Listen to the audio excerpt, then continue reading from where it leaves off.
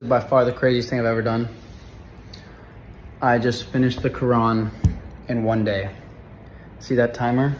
19 hours straight. All these tallies are all the pages. From the mischief of the slinking. What the heck? So today we're starting, and I'm not gonna move. The timer here, got an apple sitting there to prove to you that apple's gonna decay, and I'll be drinking mango. Let's begin. The cow. In the name of God, the merciful, the compassionate. Aleph. This book is not to be doubted. It is a guide for the righteous who believe in the unseen and are steadfast in prayer. Muhammad was just warning. Video circulating on YouTube, a man does something out of the ordinary. This man, Grayson Brock, an American content creator, has made waves in the online world with his exceptional content. What he did this time isn't something typical. It's a journey that might transform his life in the future. The video on his YouTube channel documents his remarkable feat, reading an entire holy scripture in one sitting. This is not an easy task, as not everyone can accomplish it. However, what truly grabbed the public's attention was his decision to read the Quran in one go. Lord, do not charge us with more than we can bear. Pardon us, forgive our sins, and have mercy upon us. You alone are our protector. Give us victory over the unbelievers. I just finished The Cow.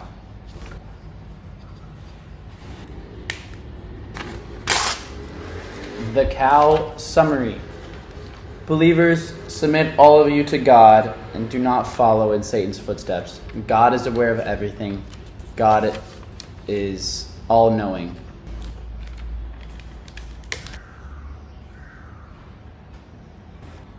The House of Imran. In total, he spent 18 hours completing his reading. Tirelessly, he marked significant points on his body to track his progress and the parts that held special meaning to him during his reading of the Quran. After 18 long hours, Grayson finally completed his mission. Last surah.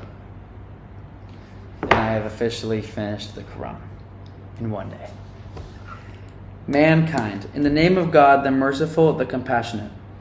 Say, I seek refuge in the Lord of mankind, the King of mankind, the God of mankind, from the mischief of the slinking prompter who whispers in the hearts of mankind, from jinn and mankind.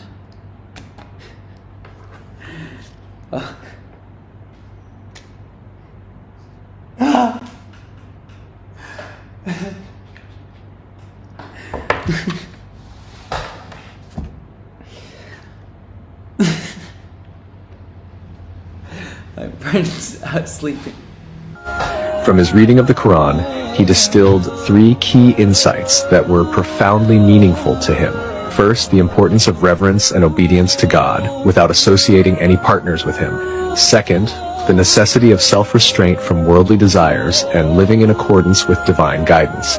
Third, the duty and virtue of being good to one's parents, as honoring one's parents is a core tenet of religious teachings. I wrote these like 15 minutes ago because I got the themes of the book. The first one being to fear God. That is the first theme of this book. It is essentially having a deep respect for God. Number 2, don't follow your desires. This is a verse from the Quran. Happy shall be he that keeps himself pure. So don't just follow your desires, because following your desires might lead you to sin. And sinning is when you go against yourself. That's what sinning is. That's what the Quran says sinning is. And lastly, this is from the Quran. Be kind to your parents. Even though he's a Christian, Grayson has a penchant for venturing into uncharted territories without hesitating to step out of his comfort zone. Initially, he harbored unfavorable biases about Islam, influenced by media portrayals and his social milieu. During his Quranic reading, he anticipated stumbling upon verses related to terrorism and violence. However, he was taken aback by what he encountered. Instead, he unearthed the beauty inherent within the Quran, going as far as describing it as the most serene thing he had ever encountered. I read the entire Quran in one sitting as a white boy, Christian, and I was shocked. Because, and I can prove that I read the whole thing because you can see the video right there, but I was shocked because I thought it was going to be like really evil and about, I don't know, terrorism, and it was actually amazing. And the most peaceful thing after finishing, I was just like, wow, I feel like I've had some questions answered about life. It literally says ward off evil with good. Where did this notion come from that people think Islam is very evil and aggressive and angry? Maybe it's because the news. I think it's because the news. Everything is from the news is fake. The news is fake. We gotta stop watching the news. Although he had dedicated his life to studying the Bible, reading it in its entirety gave him a fresh perspective. He was taken aback by the severe acts depicted in the Old Testament, which he found crazy.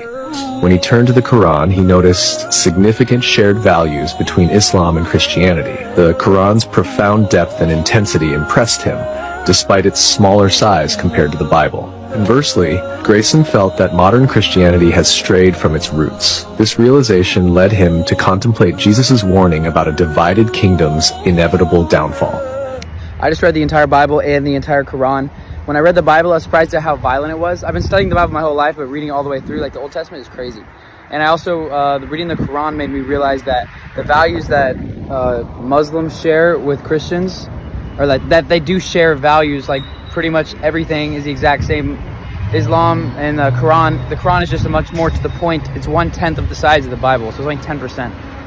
Much more clear cut, as you can kind of tell, in Arabic and Muslim culture, they're more strict, or they're just there's no bullshit, basically.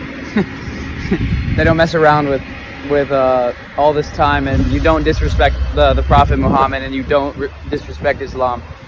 Although Christianity feels like it's not really standing for much anymore, because now it's just so loose and everywhere. And Jesus said, a kingdom divided will fall. Additionally, he reflected on the Bible's teaching that blasphemy against God is the only act that brings about God's wrath. Islam is cracked. You want to know why? Because wudu. I have to wear my shoes right now without any socks, because I actually forgot socks, right? So I showered, I don't have socks, and my feet are all dirty. Frick, right? This is a problem that we all deal with, but it will be solved, because at 1 o'clock, 2 o'clock, if you do a second prayer of the day, you'll wash your face, wash your hands, and you'll wash your feet. So it's you stay clean the entire day if you just follow the daily prayers, because before each prayer you wash yourself. And when I say wash yourself, I mean you just wash your face and feet and hands. It sounds so simple, but doing that 5 times a day is life-changing. Literally life-changing. You will never have a dirty face, you'll never have dirty ears, you'll never have a dirty nose, you'll rinse out your mouth. Wudu. Islam is cracked. My name is Grayson Brock, I'm 21 years old. Follow to see more. What happens next? It's a journey. In his view, this blasphemy occurs when someone places anything above God, which he regarded as a severe sin.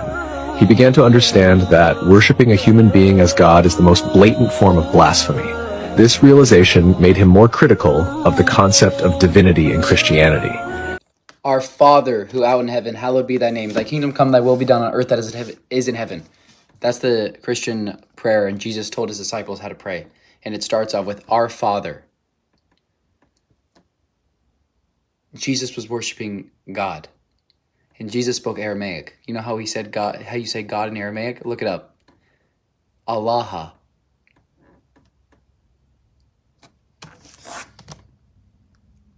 This just might be the only religion left. The only monotheistic religion left. Truly monotheistic. Monotheistic means following the one creator, one.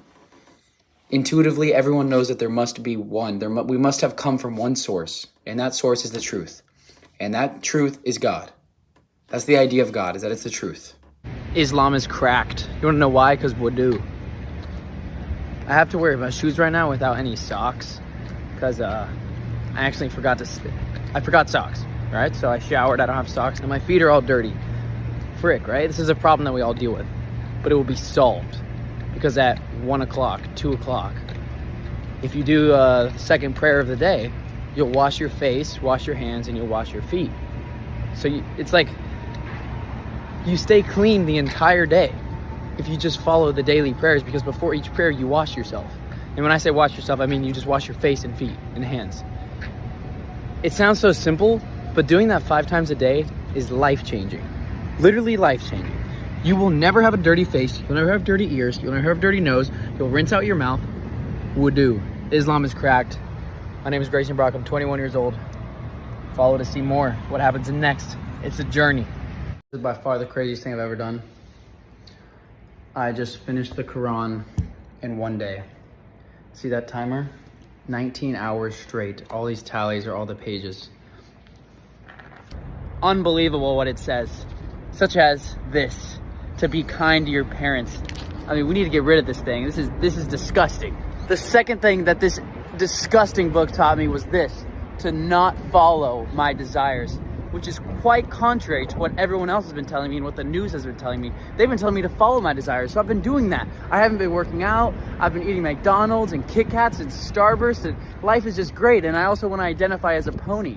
And the third thing that this book teaches is this, that God is the truth. And that is exactly why I'm starting a petition to absolutely eradicate this book. I mean, look at it. The past 10 years, our society has gotten so much better when everybody started following themselves, right?